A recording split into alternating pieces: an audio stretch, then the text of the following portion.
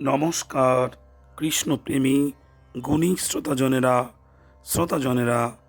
এক সময় পুরী ধামে লান্ডি মাতা নামে একজন বৃদ্ধা থাকতেন।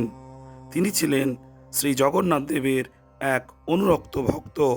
শ্রী জগন্নাথ দেবের প্রতি তার বিশেষ ভাব অন্তরে উদিত হয়েছিল। সেই ভাবভক্তির প্রভাবে প্রভুকে তিনি তার পুত্র বলে ভাবতেন। প্রতিদিন লান্ডি মাতা প্রভুর জন্য কিছু নিম পাতা বাটা নিয়ে আসতেন। তিনি মনে মনে ভাবতেন, শ্রী জগন্নাথ প্রতিদিন ৬০ বার ভোজন করেন, যার মধ্যে থাকে ৫৬ রকমের অন্ন ব্যঞ্জন, কত রকমের মিষ্টি, কত রকমের ঘি।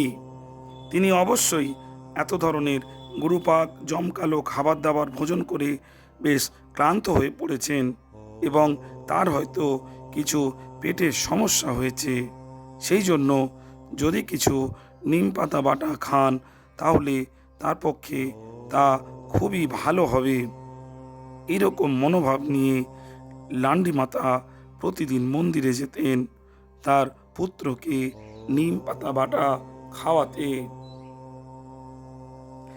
একদিন পাত্রটি হাতে নিয়ে লান্ডি মাতা মন্দির প্রবেশদ্বারে পৌঁছলেন, কিন্তু মন্দির প্রবেশের আগে কর্তব্যরত নিরাপত্তারক্ষী তাকে থামালো ও বলল, ওহে বৃদ্ধা, এই পাত্রে তুমি কি নিয়ে যাচ্ছ? লান্ডি মাতা উত্তর দিলেন, আমি আমার পুত্রের জন্য কিছু নিম পাতা বাটা নিয়ে যাচ্ছি। রক্ষী বলল, তোমার পুত্র কি মন্দিরের মধ্যে রয়েছে? লান্ডি মাতা উত্তর দিলেন, আমার পুত্র রত্ন সিংহাসনে বসে আছে, তার আঁখি দুটি বিশাল, সে আমার এই নিম পাতার তৈরি পদটি ভোজন করার জন্য প্রতীক্ষা করছে। আমাকে ভিতরে যেতে দাও। রক্ষী রেগে গিয়ে তাকে বলল, তুমি কি বলছো? জগন্নাথ তোমার ছেলে? প্রভু জগন্নাথ দেবকে কত ধরনের অন্ন ব্যঞ্জন নিবেদন করা হয়, সেই সব ভোজন করে তিনি তৃপ্ত হন। তিনি কেবল তোমার ওই নিম পাতা বাটা ভোজনের জন্য অপেক্ষা করছেন। নিরাপত্তারক্ষী লান্ডি মাতাকে মন্দিরের মধ্যে যেতে দিলেন না।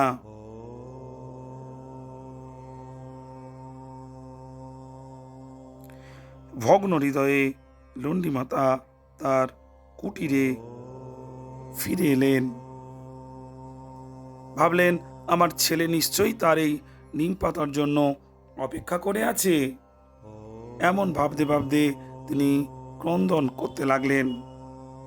শ্রী জগন্নাথ দেব লান্ডি মাতার অন্তরের ভাব উপলব্ধি করলেন এবং তার সঙ্গে বাৎসল্য রস উপভোগ করার জন্য তিনি সেই রাত্রে তার কুটিরে আবির্ভূত হলেন। হঠাৎই এক উজ্জ্বল আলোক প্রভায় লান্ডি মাতার ঘরটি ভরে উঠল এবং তিনি সবিস্ময়ে দেখলেন যে তার প্রিয় পুত্র জগন্নাথ তার সামনে দাঁড়িয়ে আছে। তার মুখটি যেন শুষ্ক ও বিষণ্ণ। জগন্নাথ বললেন, মা, আজ কত রকমের মিষ্টি দ্রব্য ভোজন করেছি, আমার পেটে কষ্ট হচ্ছে, তুমি কি আমাকে কিছু নিম পাতা বাটা দেবে?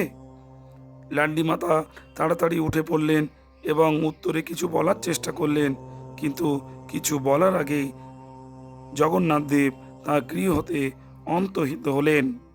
সেই রাতে প্রভু শ্রী জগন্নাথ দেব পুরী রাজার কাছে স্বপ্নে আবির্ভূত হলেন এবং তাকে বললেন, রাজা, লান্ডি মাতা আমাকে তার পুত্র হিসাবে প্রীতি করেন। তিনি আমার মা, আর প্রতিদিন তিনি আমার জন্য অত্যন্ত প্রীতি সহকারে নিম পাতা বাটা নিয়ে আসেন। তোমার নিরাপত্তারক্ষী তাকে প্রবেশদ্বারে থামিয়েছে এবং তার হাত থেকে নিম পাতা বাটার পাত্রটি ধাক্কা দিয়ে ফেলে দিয়েছে। তার তৈরি নিম পাতা বাটা খেতে আমি খুবই ভালোবাসি। আগামীকাল খুব ভোরে অবশ্যই তুমি তার কাছে যাবে এবং তাকে বলবে, সে যেন আমাকে ভোজন করাবার জন্য নিম পাতা বাটা নিয়ে আসে। পরদিন খুব ভোরে রাজা তার মন্ত্রীদের সঙ্গে নিয়ে জগন্নাথ মন্দিরের অনতি দূরে অবস্থিত লান্ডি মাতার ছোট্ট ঘরে গেলেন। তার কুটিরে রাজাও তার মন্ত্রীদের সঙ্গে নিয়ে জগন্নাথ মন্দিরের অনতি দূরে অবস্থিত লান্ডি মাতার ছোট্ট ঘরে গেলেন। তার কুটিরে রাজা ও তার মন্ত্রীদের দেখে লান্ডি মাতা খুব অবাক হলেন। রাজা তাকে বললেন, হে মাতা, মন্দিরের পাহারাদার রক্ষী আপনার প্রতি এক মহা অপরাধ করেছে।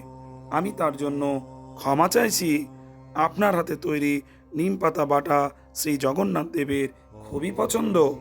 আপনি শ্রী জগন্নাথ দেবের একজন মহান ভক্ত এবং আপনি অত্যন্ত ভাগ্যবতী যে তিনি আপনার বাৎসল্য প্রীতির ভাবটি গ্রহণ করেছেন এবং আপনাকে তিনি নিজে মাতা জ্ঞান করেন।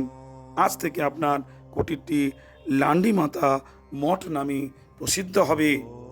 এই স্থানটি একটি পবিত্র তীর্থ হিসাবে বিবেচিত হবে।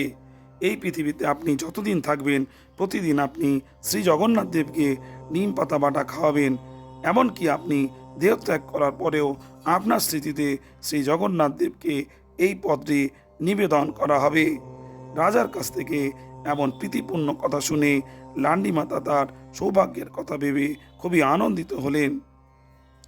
এখনকার দিনে নিম পাতার বাটার পরিবর্তে জগন্নাথ দেবকে 56 ব্যঞ্জন পদ ভোজন করার পর তিতো ভোগ নামে একটি পদ ভোজন করেন এবং তারপর মিঠি জল বা মিষ্টি জল পান করেন। সবাই শ্রী জগন্নাথ দেবের জয় বলুন। ভালো থাকবেন শ্রোতাজন।